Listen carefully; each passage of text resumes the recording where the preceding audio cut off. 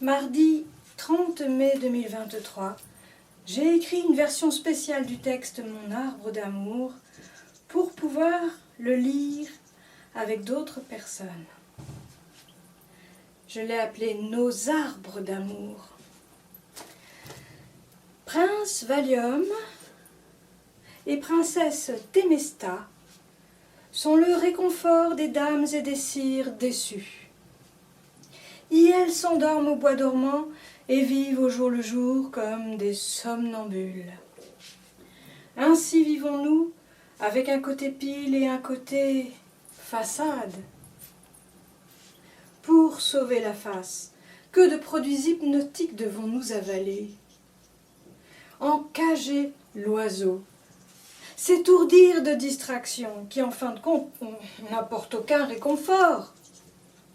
Fumée bleue ou grise, café noir, amer, liqueurs écœurantes, mauvais bonbons, fausse douceur, médicalement, deviennent comme indispensables pour blinder le coffre à jouets et à trésors. Tous les matins, les robots vont travailler, laissant l'humain somnolé, léthargique, sous-employé, au chômage et le meilleur de soi. Tous les matins, la symphonie du grondement de notre monde de machines couvre peu à peu du fracas de sa cacophonie la chanson des vents et celui des oiseaux. J'écris à celui que mon cœur continue de choisir pour lui rappeler nos souvenirs d'enfance, d'adolescence et de quand nous étions de jeunes gens. Je lui transmets, grâce à l'écriture et aux ondes électromagnétiques, le grand amour que je continue de ressentir, exclusivement pour lui. Depuis lundi 27 décembre 2021, je le partage enfin avec lui. Et je n'ai plus peur de lui envoyer les mots « Je t'aime » afin qu'il retourne à la source de ce qui les a fait apparaître en mon cœur, ses beaux yeux. Comme les saumons, ces mots sèment l'amour en son esprit pour un nouveau cycle de vie. Fasse que la lumière chasse les ombres en celui-ci, comme elle le fait dans le mien, afin que lui aussi découvre en lui-même des facultés profondes de compréhension apaisante, une lucidité libératrice. Intelligence et conscience s'associent pour permettre à l'amour universel de s'accomplir dans tous les cœurs. Soyons des résistantes contre toute tyrannie qui l'en empêche. Nous qui aimons aimer, faisons de nos tours d'ivoire un nid douillet, d'où nous pouvons envoyer des messages à la lune et aux étoiles.